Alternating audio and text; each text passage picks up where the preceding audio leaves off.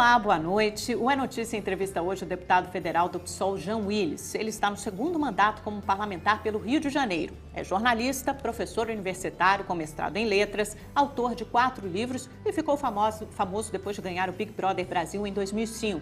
No Congresso, Jean Willis é conhecido por defender os direitos das minorias, principalmente da população LGBT.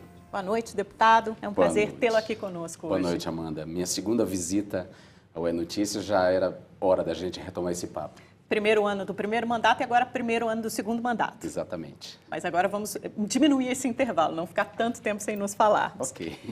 Deputado, falando um pouquinho sobre a sua vida, o senhor nasceu no interior da Bahia, numa família pobre, é filho de uma lavadeira, de um pintor de automóveis. Mesmo assim, contrariou todas as expectativas, né? Tem 6 irmãos, conseguiu se formar, se educar, cursou a Universidade Federal da Bahia, depois fez mestrado, participou da edição do Big Brother Brasil. Que herança o senhor carrega dessa infância, dessa juventude mais pobres, na política e na sua maneira de ver o mundo? Toda herança, Amanda. Primeiro, eu quero dizer que eu sou uma exceção, né? Eu não sou a regra. A minha história é a história de muitos brasileiros, né? O fato de eu vivido o Brasil profundo, de ter vivido na extrema miséria, ser filho de pais semi-analfabetos, de pessoas trabalhadoras, de viver numa periferia, num lugar muito pobre, sem equipamentos públicos, de cultura, de lazer, de educação, enfim. Nesse sentido, eu sou igual a boa parte da população brasileira, apesar dos avanços dos últimos anos. Mas eu sou uma exceção na medida em que eu transformei minha vida. Então, eu sou uma exceção e não a regra. E o que mudou minha vida foi, sobretudo, a minha força de vontade, o meu prazer pelo conhecimento. Também, o que mudou minha vida foi o fato de eu ter me aproximado muito cedo da igreja. A minha mãe era uma mulher semi-alfabetizada, mas com muita consciência de que nossa vida só se transformaria se a gente estudasse.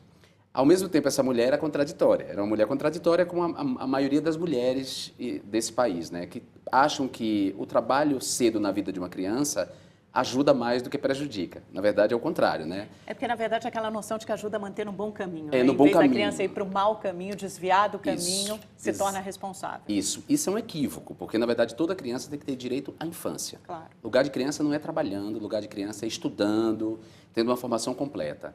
E essa mentalidade, a ideia de que pobre, se não trabalhar, vira bandido, é uma ideia equivocada, excludente, né? Injusta, porque se os filhos dos ricos, das pessoas de classe média alta, têm direito a uma infância integral, por que o pobre não tem que ter, né? O senhor não teve essa infância? Não tive. Eu comecei a trabalhar aos 10 anos de idade, meu irmão com 9 e eu com 10, nós fomos vender nas ruas, mas ao mesmo tempo minha mãe, que né, nos levou ao trabalho, ela também exigia que a gente estudasse. Então, nunca passou pela cabeça dela que deixássemos de estudar. Mais tarde, quando eu estava com 14 anos, por aí, ela chegou... Não, 13. Com 13 anos, a coisa apertou bastante lá em casa, meu pai tinha problemas com alcoolismo.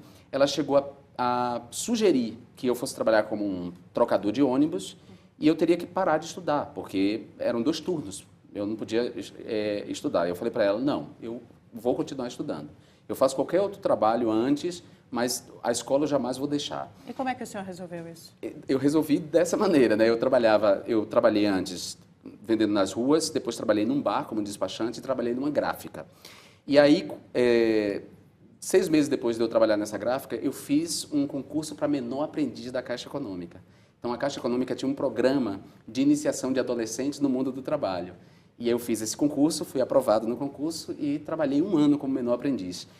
Ao fim de 1 ano, eu fiz vestibular para uma escola chamada Fundação José Carvalho, que era uma escola para alunos com altas habilidades, vindos da escola pública, alunos que estivessem acima da média 8. Eu fiz o vestibular para essa escola. O senhor sempre foi bom aluno? Sempre mesmo fui. Trabalhando, o senhor conseguia manter essa média alta? Sim, sempre. Mesmo trabalhando, sempre fui muito bom aluno, muito bom aluno. Sempre tive uma inteligência acima da média e eu não estou querendo me autoelogiar. Sem falsa modéstia. Isso é um fato, na verdade. E aí eu fui selecionado para a escola. Essa escola era uma escola filantrópica de internato, né? Eu viajava para a cidade, era uma cidade próxima de Alagoinhas, chamada Pojuca, e eu só voltava para Alagoinhas 6 meses depois, no período de férias. Então, isso resolveu minha vida. Mas antes disso, Amanda, minha mãe também aproximou a gente da igreja. A Baixa da Candeia, que era a periferia em que eu vivia, era uma comunidade eclesial de base, que era um modelo de organização da Igreja Católica no final dos anos 70 e 80, né? A comunidade da Baixa da Candeia era uma comunidade eclesial de base e o movimento pastoral estava presente lá. Então, eu ingressei no movimento pastoral da juventude estudantil e a pastoral da juventude do meio popular. E foi essa presença na pastoral, foi esse contato com o movimento pastoral que politizou minha existência. Porque é um movimento mais progressista também, isso é interessante notar, sim, né? Sim, um movimento progressista e político, né? É a ideia, mais ou menos, de que o reino dos céus tem que ser construído aqui, né? Um reino de justiça, de igualdade, tem que ser construído aqui. Era pautado na teologia da libertação, e a teologia da libertação é uma espécie de interpretação marxista dos evangelhos, digamos assim, ou uma devolução do marxismo ao seu lugar de origem, que é o cristianismo primitivo. E o senhor isso estava no meio do regime militar, né? Mesmo assim, eles conseguiam Não, a Igreja Católica, atuar, sim, a Igreja Católica... A teologia da libertação... Conseguia, sim, conseguia. E produziu figuras que estão atuando até hoje, como Frei Beto, né, Leonardo Boff, foram figuras relevantes, assim. Lá, a comunidade era tocada por padres alemães, mas padres alemães adeptos da teologia da libertação. Então, essa formação foi muito importante para mim, porque eu tive acesso a livros na casa paroquial, né? Eu não podia ter livro em casa, eu não tinha dinheiro para comprar, mas na casa paroquial eu tinha acesso a livros, uma biblioteca incrível, que eu passava as tardes de sábado lá lendo. E os próprios encontros da pastoral, as discussões que nós fazíamos, me trouxe muita informação. O senhor leu a Bíblia? Muito, eu li... Toda inteira?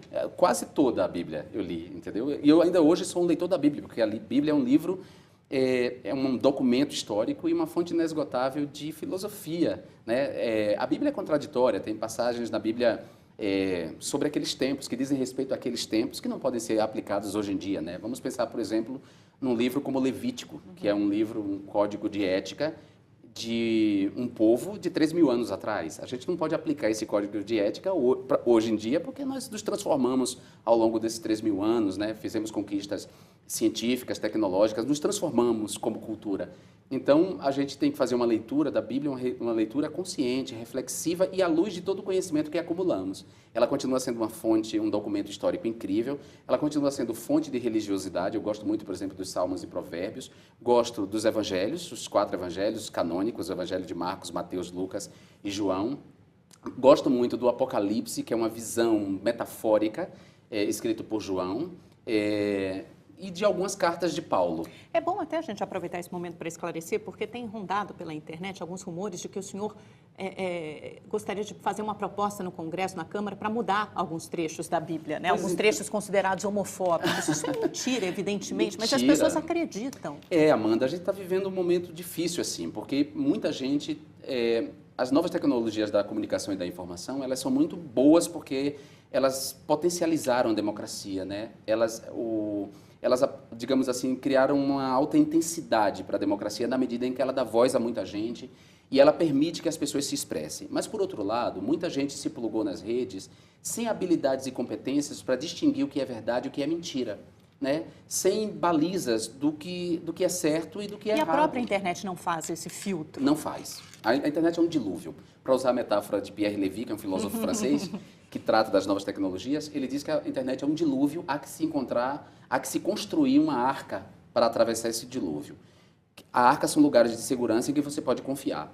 Então, essa notícia é uma falsa notícia. Ela foi publicada primeiro num site chamado Joselito Miller, que é um site de humor, né? Mas é um site de humor que não deixa claro que é um site de humor. Ele constrói falsas notícias e essas falsas notícias são apropriadas depois por sites gospels, tocados por igrejas, e apresentados como verdade. E aí aquilo é replicado, multiplicado nas redes sociais. Sim. Não há absolutamente nenhum controle sobre isso. Não há controle e as pessoas também não se perguntam. Porque qualquer pessoa com bom senso que lesse algo do tipo ia rir, ia dizer assim, peraí, é óbvio que essa notícia é falsa. O senhor costuma ser vítima de muitas calúnias e difamações como essa? Muitas, são muitas difamações.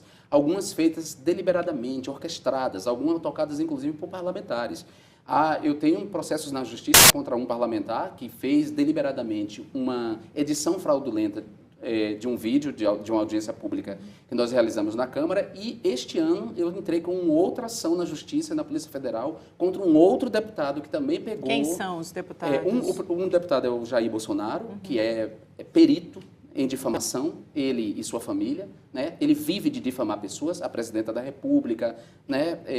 O Partido dos Trabalhadores, a comunidade LGBT, o movimento LGBT, e o outro é Éder Mauro, que é um deputado de primeiro mandato, um delegado do Pará, que pegou uma fala minha numa audiência pública na CPI, que investiga a morte de jovens negros e pobres, fez uma edição criminosa de modo a sugerir que eu era racista, né? Na verdade, eu estava questionando representantes da segurança pública que estavam na audiência pública e eu falei para eles, perguntei para eles, olha, fiz essa afirmação para eles, existe um imaginário nas forças de segurança que tratam uma pessoa negra como potencialmente mais perigosa que uma pessoa branca.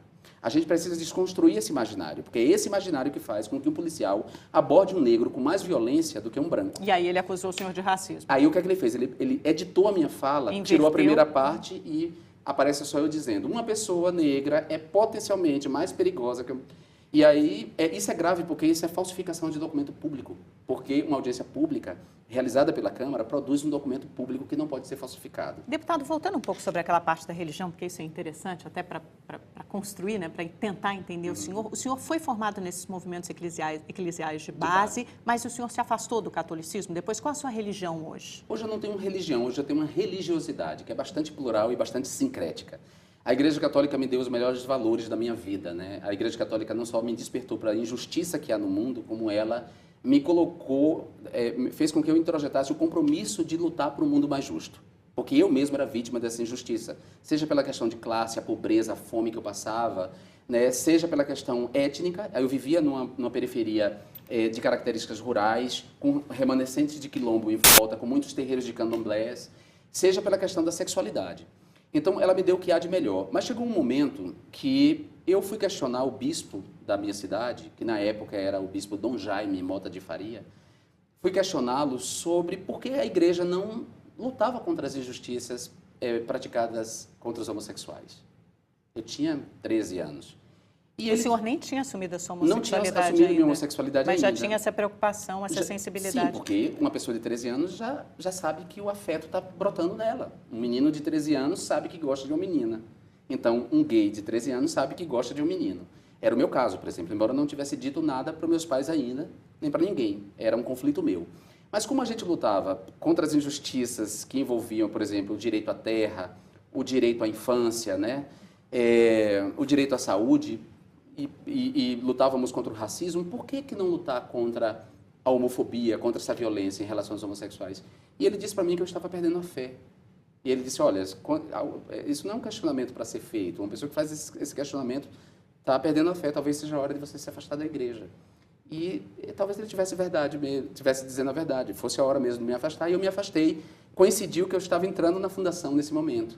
Então, meu afastamento da igreja coincidiu com a minha entrada no colégio interno, e o colégio interno me deu muito mais instrumental, me deu muito mais conhecimento, né?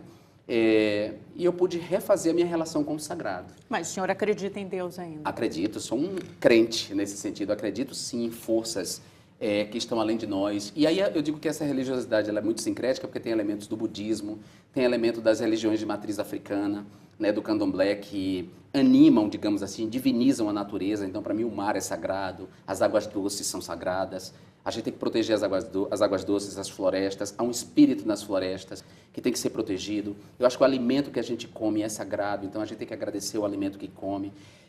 Ao mesmo tempo, eu acredito na divindade feminina, então na deusa Terra. A Terra é um ente... E como você se sente energizado, né? Impressionante, Total. Né? Só de pisar na terra, Isso, de colocar, terra, de tocar seus pés no chão. Eu já sinto isso. Eu acho que o tempo é um grande deus, né? Os gregos e os romanos já tratavam, né? Cronos, que é o deus. O tempo é um deus. Então, eu acho que todas essas manifestações do divino são Deus. Eu acho que tudo isso, esse componente é Deus. É nesse sentido que eu creio no sagrado. Mas respeito absolutamente quem não crê, respeito os ateus. Acho que as pessoas ateias e agnósticas merecem respeito. E eu, muitas vezes, lanço mão dos argumentos dos ateus para combater o fundamentalismo religioso. Não é o fato de eu ser uma pessoa religiosa que crê em Deus, que leu a Bíblia, que faz um estudo comparado das religiões, que eu vou destratar ou achar que as pessoas ateias não são boas ou não são humanas. A religião tem voltado cada vez mais à ordem do dia, né? Daqui a pouco a gente vai discutir Vamos pouquinho discutir isso, né? isso, Porque, ironicamente, a religião voltou à sua vida de uma forma muito presente. Voltou mesmo. Deputado, o senhor declarou apoio ao presidente Dilma Rousseff no segundo turno das eleições do ano passado. A ex-candidata do seu partido à presidência, Luciana Genro, do PSOL, disse que a presidente cometeu estelionato eleitoral e que ela não foi reeleita para fazer o ajuste fiscal e o tarifaço, nas palavras da Luciana Genro. É um discurso parecido com o do PSDB. O senhor acha que a presidente Dilma cometeu estelionato eleitoral?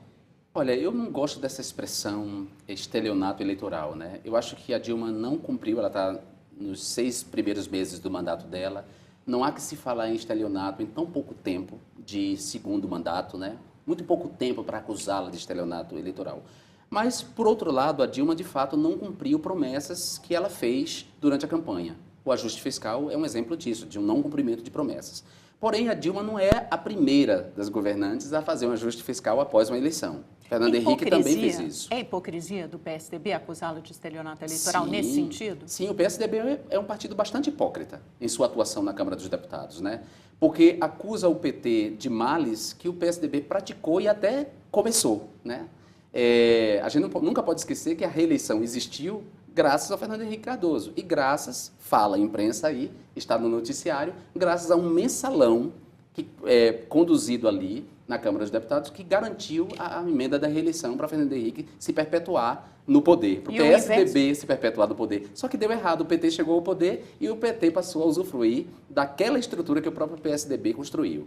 Então, E o inverso também é verdadeiro? O PT acusa o PSDB de coisas que ele também faz, como o próprio ajuste fiscal? Sim, claro. Nesse sentido? Na verdade, o PT, quando era oposição, criticava o PSDB por conta do ajuste fiscal e de outras medidas, quando era oposição. Agora que se tornou governo, quer esquecer das próprias críticas que fez ao PSDB.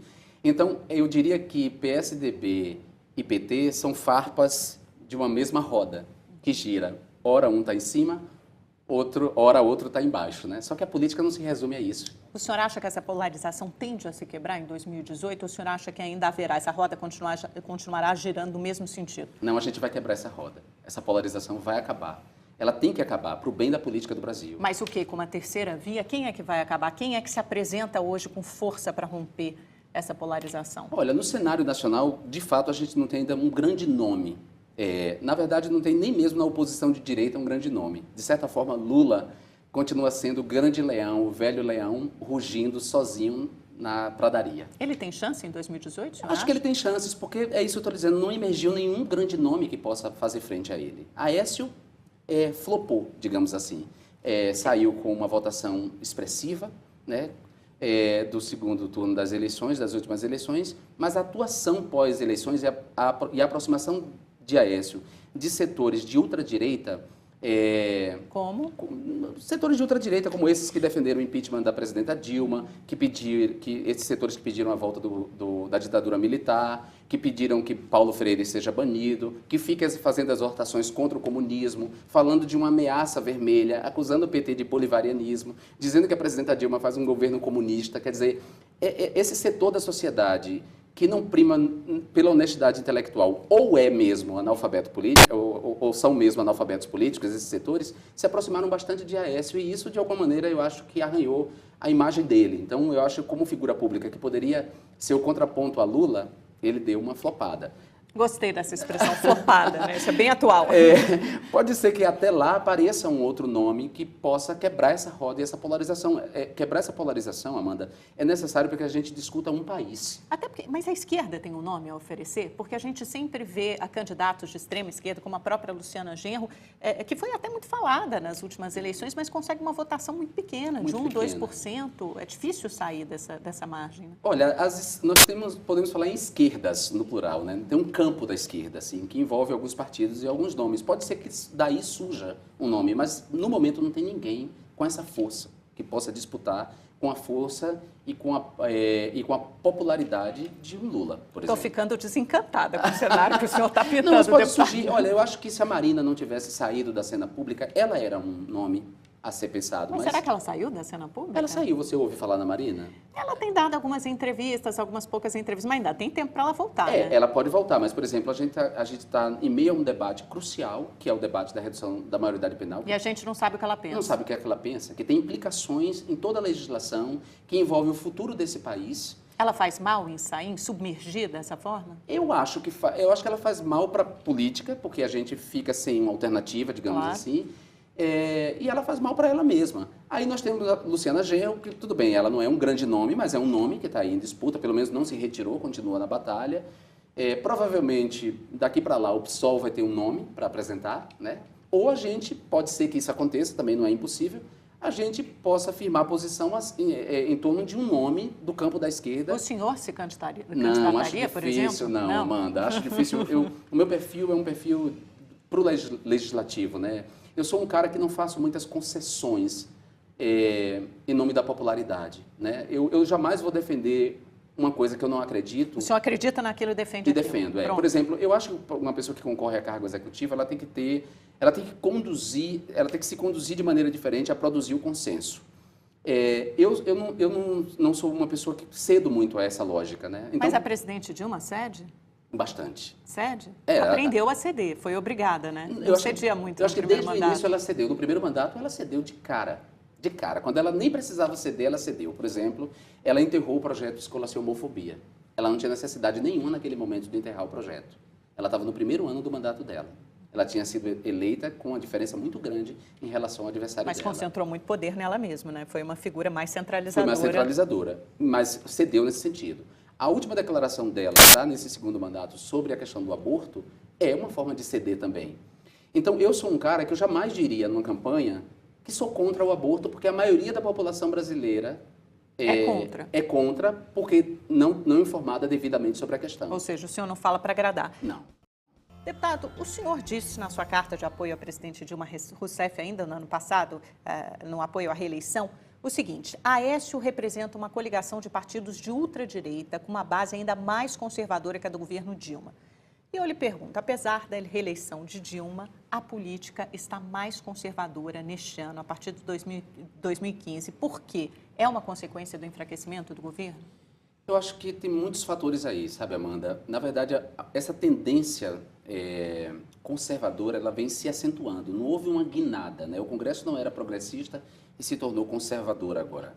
Na verdade, a legislatura passada já era conservadora, esse conservadorismo se acentuou, né, bastante. Para nós foi uma surpresa, para mim não, eu digo assim, para o partido, para o PSOL foi uma surpresa, porque o PSOL apostou muito nas manifestações de junho de 2013. Então, a primavera, né, as pessoas falavam nisso, as jornadas de junho. Mas a primavera de 2013. Também deu errado, né? A primavera árabe lá também. Levou a ultradireita para o poder. Levou a ultradireita. Então, mas eu lembro, por exemplo, da Luciana Genro falando, e outros do PSOL, porque as jornadas de junho são revolucionárias e vão transformar. Eu já era muito cético, porque eu fui às jornadas de junho e vi que era uma polifonia, havia ali uma polifonia, muitas vozes se expressando. Vozes que estavam reclamando aquilo que é consenso, né? Mais investimento em saúde, educação, transporte, né? Moradia, emprego. Quer dizer, havia as vozes comuns, havia as reivindicações típicas da esquerda, dos progressistas, mais direitos para minorias, proteção de liberdades individuais. Porque, na verdade, a manifestação começou na esquerda, começou né? na esquerda. O movimento Passe Livre era uma reivindicação de esquerda. De esquerda, exatamente. Só que aí, né, quer dizer, o incêndio da pradaria pode ter sido de esquerda, mas o fogo que se alastrou nela, nesse capim seco, foi de diversas cores. Colou, né? na direita. E aí a direita se expressou. Então eu vi muitas vozes de direita. E a direita, o discurso da direita é um discurso que parte do senso comum e de preconceitos que estão profundamente arraigados. Só para a gente completar esse raciocínio, então, nesse sentido, o senhor acha que as manifestações de março e de abril são a confirmação, a consolidação disso, da direita tomando as ruas, tomando esse movimento? As desse ano. As deste ano, sim. Elas emergiram nas 2013. Ali eu já entendi que o resultado eleitoral não seria tão progressista quanto muita gente imaginava que seria. Eu entendi, por isso eu estava lhe dizendo, a direita, ela fala preconceitos arraigados, históricos, profundamente arraigados nas pessoas. Então, qualquer parlamentar que fale esses preconceitos, ele tem mais vantagem do que quem vai desconstruir o preconceito. Eu, por exemplo, durante a campanha, quando eu fazia os comícios domiciliares, Eu fui eleito com 145 mil votos, fui o quinto mais votado do Rio de Janeiro, na segunda campanha mais barata do Brasil, campanha baratíssima. Eu fiz comícios domiciliares. Quanto o senhor gastou? 70 mil. 60 em recursos em dinheiro mesmo e o resto em valor estimado, que era dedicação das pessoas, trabalho, que as pessoas se juntaram. Eu tive apoio de muita gente, assim, E o financiamento para sua campanha veio de onde? Veio individual, doações do Brasil inteiro, pessoas doando. Desde R$100 até R$2.000. Mostra que é possível. Funciona isso, pessoa física, pela internet? Funcionou perfeitamente. As pessoas depositaram dinheiro e tal. Então, o senhor não teve nenhuma doação de empresa? Nenhuma doação, nem podia aceitar, porque o partido veta doação de PSOL. O PSOL não aceita doação empresarial. Mas só do fundo partidário, aí tem essa contribuição para a sua campanha, para as campanhas. O PSOL havia perdido o fundo partidário. O partido não colaborou nada com a minha campanha, nada. Minha campanha foi toda financiada dessa maneira por pessoa física, né, individual, não pessoa jurídica. Bom, na campanha, por exemplo, eu dizia, eu sou contra a redução da maioridade penal. E então, muita gente dizia, mas por que os menores estão matando? E eu ia contra esse senso comum e dizia, olha, não é bem assim, as estatísticas apontam o contrário. Ou então eu dizia, eu sou a favor da legalização da maconha e da regulamentação da maconha. Eu sou contra a liberação, liberada ela está atualmente, de qualquer controle, qualquer fiscalização.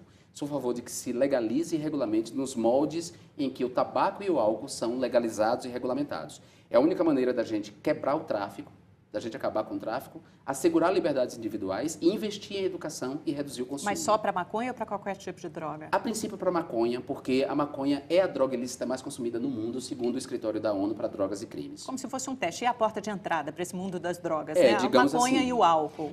Isso é um mito, na verdade. Quem usa maconha não necessariamente usa outras drogas. Esse é um mito que já foi desfeito por uma série de pesquisas. Eu acho que eu digo a maconha porque é a droga mais consumida, certo? E a gente poderia aplicar o modelo depois para outras. Para a gente, né, dando certo, a gente aplicaria para outras. Então, eu mexia num senso comum e em preconceitos que as pessoas têm em relação à maconha. Isso é muito difícil para o candidato. O candidato que vai lá e diz assim, não, maconha é um mal, maconha, nós temos que reprimir as drogas, prender traficante, não importa. Essa pessoa adere muito mais. Isso ganha votos. Isso ganha voto. Então, o resultado da eleição de depois de 2013 foi essa. Mudou a face, acentuou a tendência conservadora do Congresso Nacional. Foram eleitos mais deputados ligados a igrejas fundamentalistas, foram eleitos mais deputados ligados às forças de segurança, que vem da Polícia Civil e da Polícia Militar, mais deputados financiados pela indústria armamentista, né, que a gente chama de bancada da bala. É o BBB, né? É o BBB. Aí o boi, bala e Bíblia, exatamente. E foram eleitos mais empresários, mais empresários, grandes empresários, que são pessoas que têm dinheiro para investir na campanha. O senhor acha que esse Congresso pode deixar, essa legislatura pode deixar uma herança negativa para o país, pode representar um retrocesso? Ela já está deixando uma herança negativa, mas só para concluir. Então, por que eu decidi no segundo turno votar na Dilma, mesmo tendo muitas críticas ao PT? E ainda continuo tendo e fazendo críticas ao PT e ao governo petista. Mas repetiria o seu voto e o seu apoio? Se eu votasse no tempo, eu repetiria o voto e o apoio, naquelas circunstâncias. Por que eu decidi votar na Dilma? De alguma maneira, o projeto do PT, com uma ou outra aresta, com essa ou aquela limitação, o projeto de governo do PT promove mais justiça social do que o projeto do PSDB. O PT é progressista? Em certos aspectos, sim. Em outros aspectos, não. Nos aspectos econômicos, da política econômica, o PT é o PSDB. O PT é neoliberal tucano, digamos assim. São as duas faces da mesma moeda. São iguais. Ou seja, a Dilma conduz, no ponto de vista da política econômica, ela conduz uma gestão neoliberal. Mas ela tentou fazer algo diferente no primeiro mandato dela. Possivelmente não tenha dado certo. O desenvolvimentismo, a chamada nova matriz macroeconômica, não foi isso? Mesmo assim, numa perspectiva neoliberal de investimento.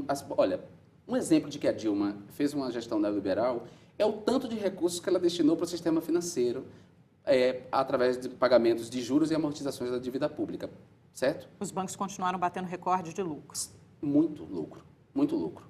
Então, assim, ela fez, ainda que ela tenha tentado, e o desenvolvimentismo da Dilma, que você se referiu, foi à custa, por exemplo, dos direitos dos povos indígenas. Né? Foi a Belo Monte e essas grandes obras, custou o direito dos povos indígenas e uma sanção da OEA, da Comissão Interamericana de Direitos Humanos da OEA. Entendeu? A gente esperava da Dilma um desenvolvimento sustentável, não esse modelo de desenvolvimento que ela tentou implementar. Então, desse ponto de vista, não há diferença entre PT e PSDB, como eu disse para você. Mas, em outros aspectos, o PT é bastante progressista. No que diz respeito ao empoderamento de minorias, né, e a políticas mínimas de transferência de renda, sim. Né? A gente não pode esquecer, por exemplo, que o Bolsa Família é uma política fundamental de justiça social nesse país. Eu e Érica Cocai presidimos, ela como presidenta e eu como vice-presidente, a CPI da exploração sexual de crianças e adolescentes. E nós vimos na Ilha do Marajó quanto o Bolsa Família teve um impacto na vida daquelas meninas que antes eram vendidas pelas mães para ter o que comer, praticamente. Você compreende o impacto disso? E o senhor passou fome, o senhor sabe disso? Eu sei o que é isso, eu sei o que é você... E fome não é um intervalo entre uma refeição e outra. São fome, dias você constantes. não tem perspectiva, não tem a segurança de que você vai ter comida naquele dia. O senhor pulava refeições? Ficava sem comer um almoço, um jantar? A gente já ficou 2 dias absolutos sem comer, sem ter o que comer em casa. E a gente dependeu muito da bondade de pessoas que davam comida pra gente. E vocês não têm ideia do quanto isso é humilhante, do quanto isso vai matando a gente, não é só o corpo não, vai matando a alma da gente. Então, o Bolsa Família é um programa que salvou muitas vidas. E as pessoas são muito egoístas ao chamarem esse programa de Bolsa Vagabundo. São políticas sociais importantes, né? Deputado, voltando um pouquinho para a política, nós temos atualmente um governo enfraquecido por denúncias de corrupção, por uma crise econômica grave. O senhor acha que o país vive atualmente um parlamentarismo branco? O senhor diria isso? Eu acho que, de certa forma, sim.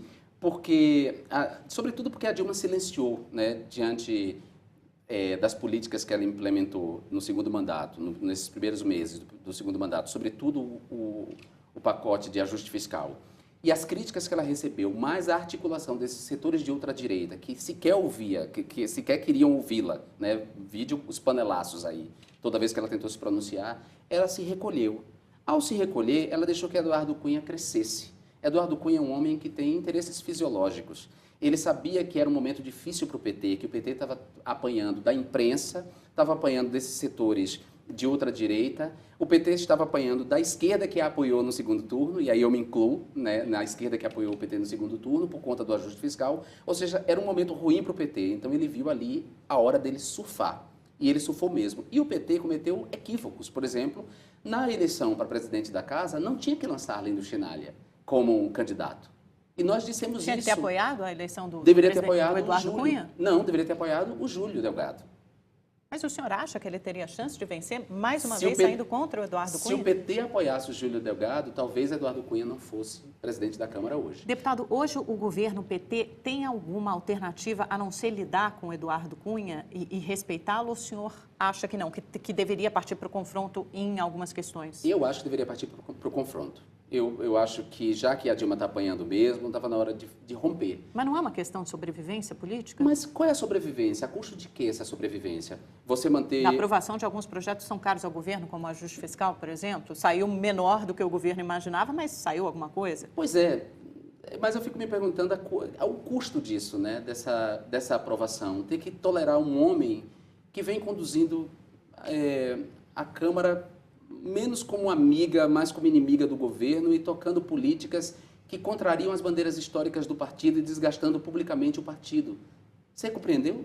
Assim, se por um lado o governo tem minimamente, quer dizer, a relação com o Eduardo Cunha assegura um mínimo de governabilidade para que Dilma aprove medidas provisórias, por outro lado o partido se desgasta cada vez mais. Cada vez mais. Então, o partido não está pensando a médio prazo, nem a longo prazo. Está pensando a curto prazo em manter a governabilidade da Dilma, mas com um desgaste enorme para o partido. Mas é interessante porque Eduardo Cunha, ele não se sentiu acuado. Talvez a Dilma e o governo imaginassem que depois de ser aberto o inquérito contra ele pela investigação na corrupção da Lava Jato, da Petrobras, talvez ele se sentisse acuado, mas não foi isso que aconteceu. Ele dobrou a aposta. Por que ele não se sentiu acuado? É uma acuado? aposta arriscada? Não é uma aposta arriscada, não. Ele não se sentiu acuado porque ele também tinha segurança de que a imprensa estava com ele. A imprensa empoderou Eduardo Cunha, essa é a verdade. Blindou e empoderou Eduardo Cunha. Em que sentido? Em todos os sentidos, em todos os sentidos. Em todas as notícias sobre o mensalão, ainda que o nome dele tivesse sido citado, não nas investigações, se soubesse que o nome dele estava citado, ele não estampava as manchetes. O senhor acha que a imprensa faz mal ao não criticar o Eduardo Cunha? Eu acho que a imprensa faz mal ao não tratar com discernimento essa investigação. Por exemplo, o partido mais envolvido nesse escândalo foi o PP, Partido Progressista, não o PT. E, no entanto, toda a cobertura, a maneira como é conduzida a cobertura, dá a entender de que o PT é o grande responsável. Porque é o PT quem está no governo. É, o PT que está no governo, mas... Tem telhado de vidro, mas uma não vitrine. Mas não é só o PT. Não é. E tampouco a corrupção nasceu com o PT ou é a exclusividade do PT. Quando a imprensa se nega, por exemplo, a se aprofundar num escândalo de corrupção como aquele investigado pela Operação Zelotes, ela também faz o mal. Então, nesse sentido, Eduardo Cunha foi ganhando força. E ele disse, bom, o interesse da imprensa é desconstruir o PT a médio prazo, é fazer o PT sangrar para tirá-lo do poder em 2018. Esse é o objetivo. E o senhor acha que ele conta com o aval, com a anuência de alguns setores importantes da sociedade, além da imprensa, quem mais? Eu acho que o setor econômico todo está com ele, assim, os grandes empresários estão com ele, né? E a imprensa decidiu apoiar Eduardo Cunha, porque qual foi a primeira declaração dele ao se tornar presidente, antes, na verdade, de se tornar presidente, durante a campanha? Ele disse que o projeto de regulamentação dos meios de comunicação não passaria sob a gestão dele. Ele já deu ali um aval para a imprensa, olha, vocês têm essa garantia. Acontece, Amanda, que tem um ditado espanhol que fala em cria cuervos, né?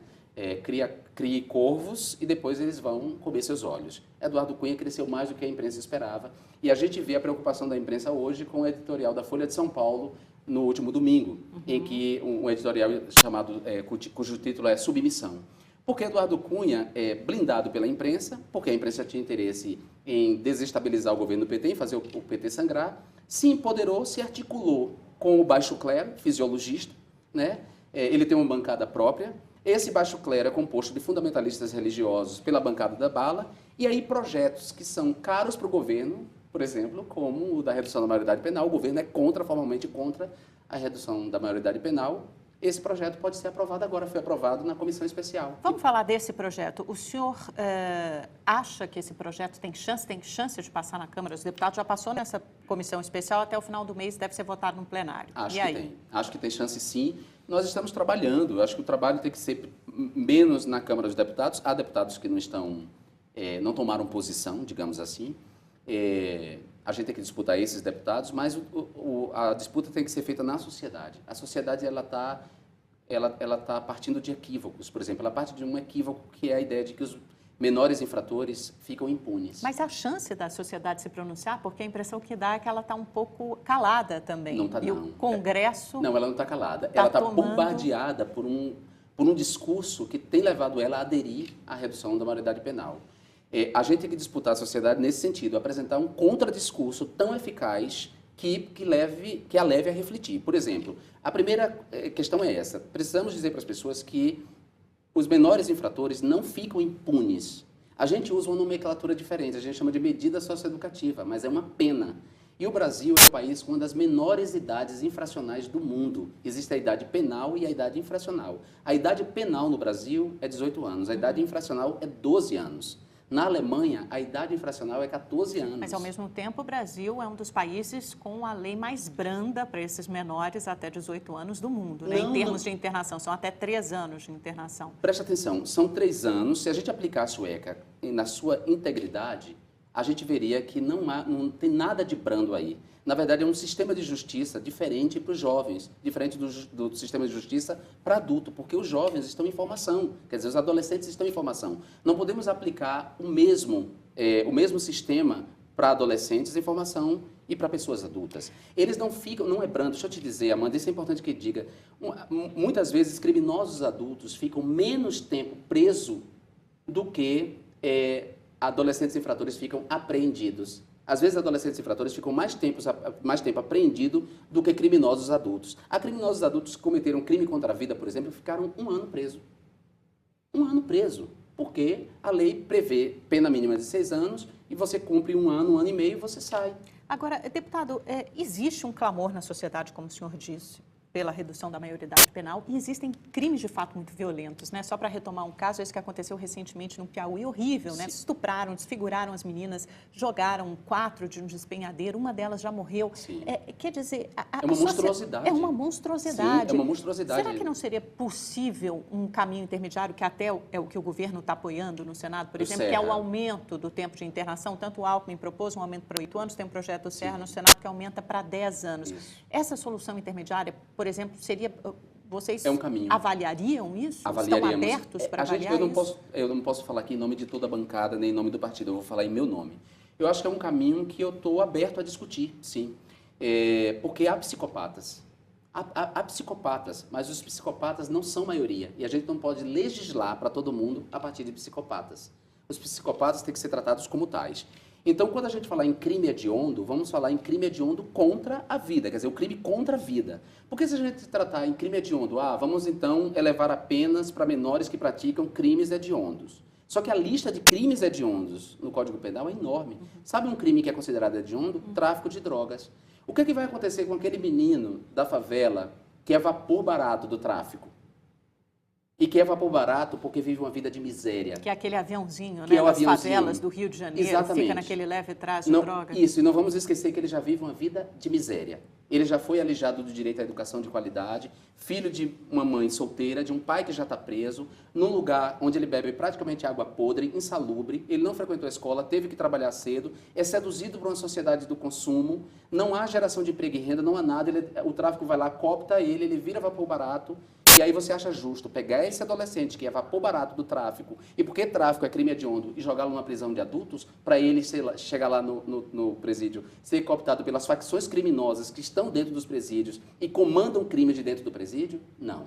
Vai sair de lá um assassino profissional. Muito pior. Então nós não podemos perder esses meninos para o tráfico de drogas. Então eu sou a favor dessa proposta desde que a gente defina quais são os crimes hediondos, o crime contra a vida, né? Mas só do aumento de tempo de internação, da redução da maioridade. Não da redução, aumento do tempo de internação. E mesmo assim, não na prisão.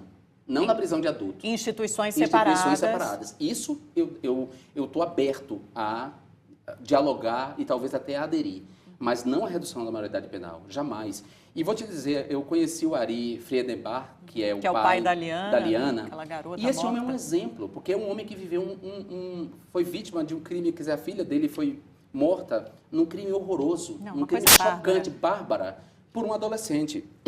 E esse homem, apesar de toda a dor que ele sentiu, de todo o horror que ele viveu, ele foi capaz de sair da solução biográfica para pensar uma solução sistêmica. Ele tem uma outra proposta, né, de aumentar o tempo de prisão, né, que o jovem possa cumprir 1/3 ou 2/3 da pena de um adulto, que é uma outra proposta que sequer está em discussão no Congresso, mas ele é contra a redução Ele é contra a redução. O mais importante é que ele é contra a redução e ele percebe assim, a gente tem que buscar uma outra saída, que não é essa da vingança. A gente vive num Estado democrático de direito, né? A gente não vive sob a lei do talião, então a gente não pode advogar que as pessoas sejam mortas, né? As pessoas têm que ser julgadas e a justiça tem que ser feita. E não adianta dizer para mim, tá com pena, leva para casa, porque não é assim que se resolve as coisas. Não é com esse tipo de argumento. Nós não temos que legislar por causa de casos que nos chocaram. O senhor acha que com a aprovação dessa lei, em 10 anos, os índices de violência podem piorar? Acho que sim. Eu tenho quase certeza que sim. E vou dizer mais, Amanda. As pessoas, quando elas advogam por uma redução da maioridade penal e quando elas advogam que adolescentes sejam jogados na prisão, elas não estão pensando em adolescentes de classe média alta e classe média, nem em adolescentes brancos. Da mesma maneira que as pessoas não tratam as crianças que estão vendendo em semáforos de 10, 9 anos, 8 anos, vendendo amendoim e outras bufarinhas no semáforo, elas não veem aquela criança como criança. É uma punição ao jovem, ao negro, ao pobre? Eu acho que é um resquício mesmo de um racismo institucional, social, né, que perdura ainda na mentalidade, nas instituições. E a gente não pode concordar com isso. Recentemente, parlamentares das bancadas evangélica e católica subiram à tribuna da Câmara, estenderam uma faixa enorme com figuras, com imagens, com fotos da parada gay e de outras marchas, rezaram o Pai Nosso e criticaram aquela transexual que saiu na cruz, né, que se crucificou, fez uma representação da crucificação durante a última parada gay, há cerca de 2, 3 semanas em São Paulo. O Cunha, o Eduardo Cunha, que é evangélico, diz que não pode impedir a manifestação desses parlamentares e nem calar a boca deles. Qual é o limite entre a liberdade de expressão e esse tipo de protesto, de manifestação em um Estado que, por lei, pela Constituição, é considerado laico? Olha, em primeiro lugar, Eduardo Cunha ele tem 2 pesos, 2 medidas, né? Ele não impediu essa manifestação porque se tratava de um segmento lá da Câmara dos Deputados que apoia ele incondicionalmente. São os submissos a ele e a massa de manobra dele, política. Então, inclusive, foi combinado com ele. Ele autorizou a Polícia Legislativa a permitir que os deputados entrassem com aqueles cartazes. Esse é o primeiro ponto. O segundo ponto é que aquela manifestação foi fruto de uma mistura de estupidez com oportunismo e desonestidade intelectual. porque eles misturaram, eles induziram, eles tentaram induzir não só as pessoas de casa, como os outros deputados, ao erro. Havia apenas uma foto da parada do orgulho LGBT, que era a foto da artista transexual crucificada. As outras fotos pertenciam a outras manifestações. Duas dessas fotos foram de manifestações ocorridas na Marcha das Vadias, no Rio de Janeiro, mas manifestações que não foram feitas pelas mulheres feministas, mas por um grupo de anarcopunks que aproveitaram a Marcha das Vadias para fazer aquela performance grotesca, que todos nós condenamos, inclusive os organizadores da Marcha das Vadias. E a outra foto era a foto da Marcha da Maconha, supostamente da Marcha da Maconha, que era um cara fumando um baseado. Então eles tentaram induzir ao erro de que na parada do orgulho LGBT acontecia isso. E por que eles recorreram a essa fraude? Porque isso é fraude, né? Eles recorreram porque eles sabiam que o argumento da cristofobia em cima da performance da artista não se sustentava. Na medida em que a Igreja Católica, que é uma religião milenar, produziu uma iconografia que hoje é apropriada por diferentes artistas, né? De Madonna até Bezerra da Silva, passando... Eu esqueci o nome daquele artista argentino que fez um Cristo crucificado no míssil, por exemplo.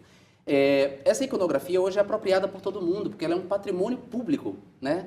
Uma outra questão, a cruz é um instrumento de execução, é como uma cadeira elétrica. Jesus não foi o único dos crucificados ao longo da história, né? As pessoas eram condenadas à crucificação porque era uma condenação à morte, então a cruz não é uma propriedade dos cristãos, nem da Igreja Católica. A cruz é um instrumento de tortura. Qualquer pessoa pode dizer que a vida dela é semelhante a uma crucificação. Que é o que aquela transexual queria dizer. Então, como eles sabiam que eles não podiam enfrentar esses argumentos que eu estou apresentando, eles recorreram à mentira. Não é a primeira vez. Em 2011, quando eles quiseram derrubar o projeto Escola Sem Homofobia, eles também fizeram isso. Eles pegaram o material de redução de danos entre usuários de drogas injetáveis, LGBTs, e apresentaram como se fosse o projeto Escola Sem Homofobia. Produziram histeria coletiva. Em tempos de internet, essa histeria cresce, porque as pessoas não se informam direito na internet, as pessoas não... Que era o kit gay na época, que era isso? Batizado de kit gay. De kit gay, que não foi para frente. Exatamente. As pessoas não se informam direito na internet, elas não olham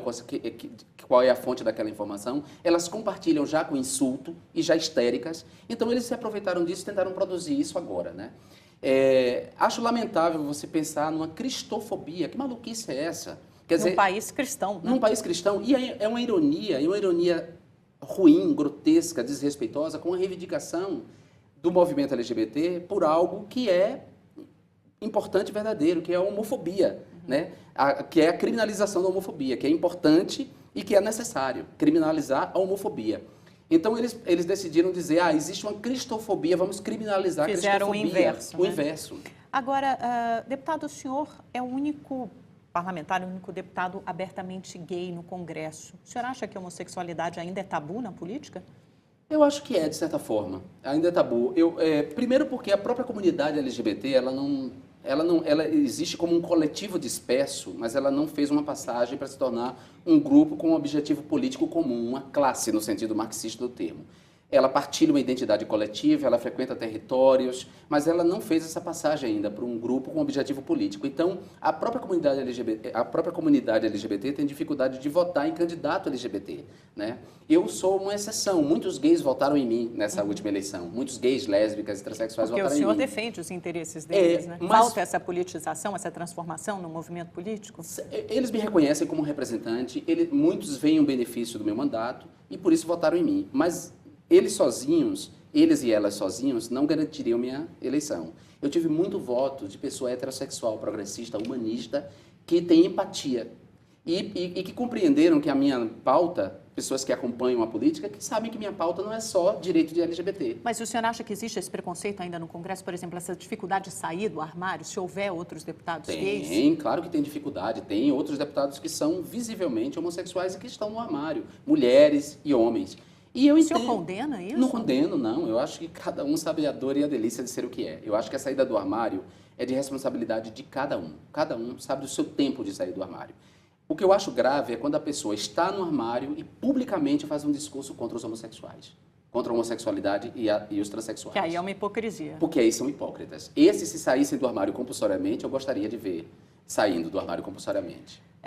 Deputado, o jornalista Igor Guelov, da Folha de São Paulo, escreveu recentemente, num artigo dele, o seguinte, eu vou citar: Para começar, o nível do debate está ao resto do chão. Para cada pastor Feliciano e seu discurso ignóbil, surge um Jean Willis, misto de subcelebridade e agitador de centro acadêmico alçado à condição de formulador pelos moderninhos de plantão.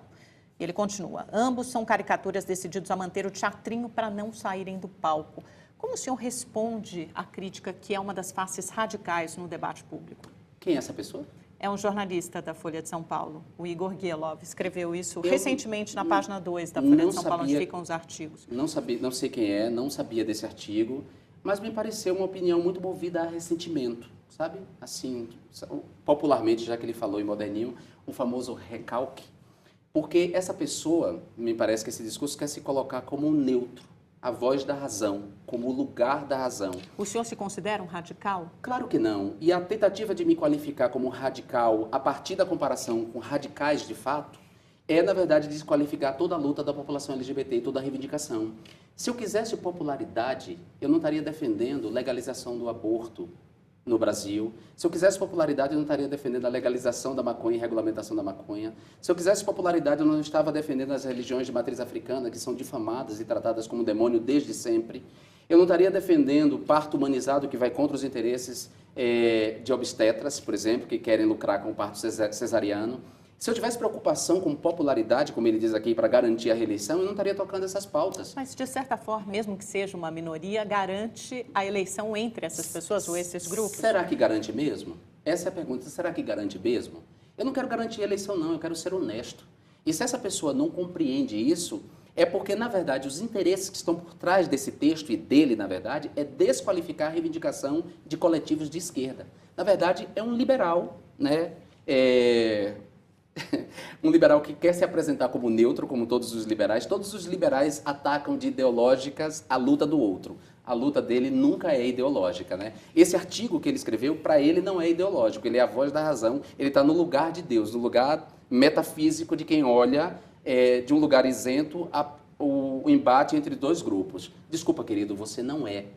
Seu discurso não é neutro, seu discurso está eivado de ideologia. O que você quer é desqualificar as lutas de esquerda, comparando as reivindicações justas de coletivos de esquerda com radicais de ultradireita, com fascistas de ultradireita. Na verdade, eu acho até que essa pessoa não consegue confessar publicamente que simpatiza com essas figuras aqui, porque vai parecer mal no círculo dele. Ele deve frequentar um círculo que provavelmente vai condená-lo. Como é que o senhor se sente emocionalmente tendo que lidar com figuras da direita no Congresso diariamente, muito mais, porque o senhor mesmo comentou, né? É um Congresso muito mais conservador, este que foi eleito em 2014 para começar a exercer a legislatura em 2015, do que na legislatura anterior.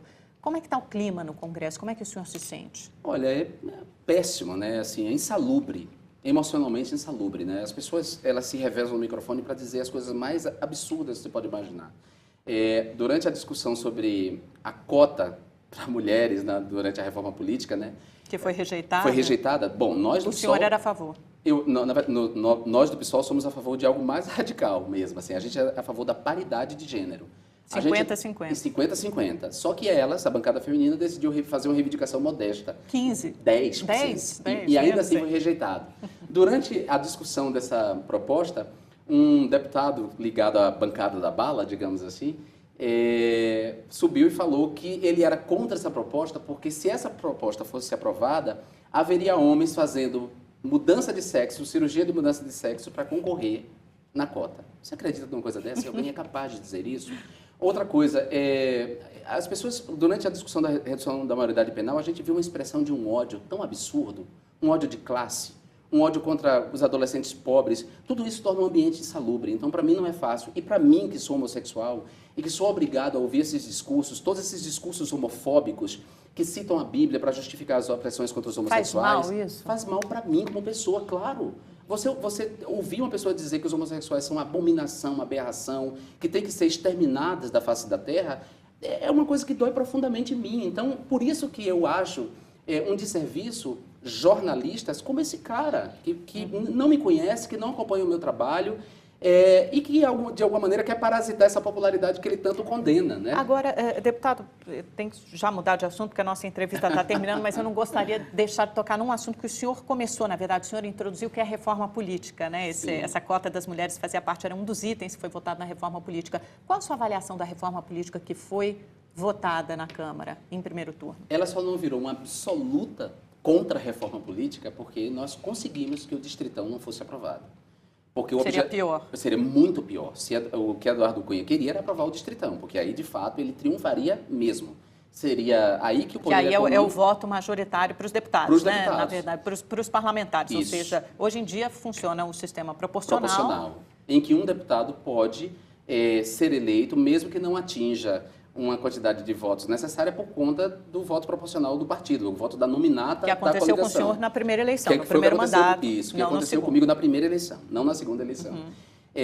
Se o Distritão fosse aprovado, aí sim que a eleição seria definida pela força da grana. E o financiamento privado para partidos piora o que nós temos hoje na prática, que é o financiamento privado para partidos, candidatos, para todo mundo? Eu acho que o financiamento tinha que ser exclusivamente público. E privado só de pessoa física, mesmo assim, limitando a quantidade que cada pessoa física poderia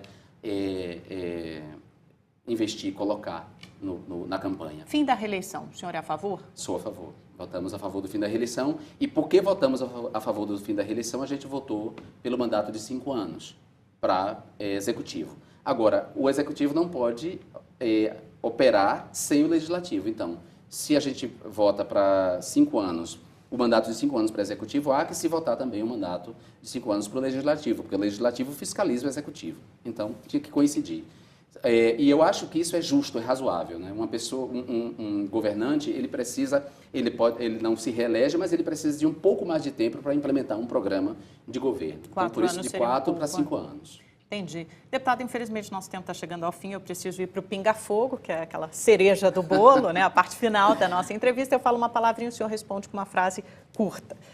Algumas dessas o senhor já até falou, mas a gente reforça a sua posição aqui. Aborto. Sou a favor da legalização e da regulamentação. Criminalização da homofobia? Sou a favor, mas dependendo dessa criminalização. Quer dizer, eu não sou a favor de que se criminalize toda a expressão da homofobia. Criminalizemos apenas aquela homofobia, a homofobia letal, que se expressa na lesão corporal e no homicídio. Silas Malafaia? É um manipulador da fé, da boa-fé alheia. Um homem que enriquece cada vez mais manipulando a fé e disseminando mentiras. Marco Feliciano? Marco Feliciano é um político vaidoso, ignorante. É isso, um político vaidoso e ignorante. Jair Bolsonaro? Um dejeto da ditadura militar. Eduardo Cunha? O mais inteligente dos inimigos da democracia, o mais inteligente dos inimigos das minorias, o mais inteligente dos inimigos de um mundo melhor para todo mundo. Renan Calheiros? Não tenho opinião. Lava Jato? Necessária e necessário que a gente comece a ver empresários e políticos sendo presos nesse país. PT? Um partido que precisa se repensar, um partido que precisa se recolocar na cena política, um partido com muitos erros, outros tantos acertos, mas que precisa se repensar. Aécio Neves? Aécio Neves, um cheque sem fundo, do ponto de vista eleitoral e político. Alguém que prometeu e não cumpriu. Uma promessa que flopou muito rápido. Fernando Henrique Cardoso? Um intelectual inteligente, interessante, que muito contribuiu. Lula? Um homem admirável, com erros, mas ainda assim um homem admirável. Um homem que emergiu das camadas mais pobres desse país e se transformou presidente da República, o mais importante dos presidentes da República desse país. Goste a gente ou não, tenhamos críticas a ele ou não há que se tirar o mérito dele.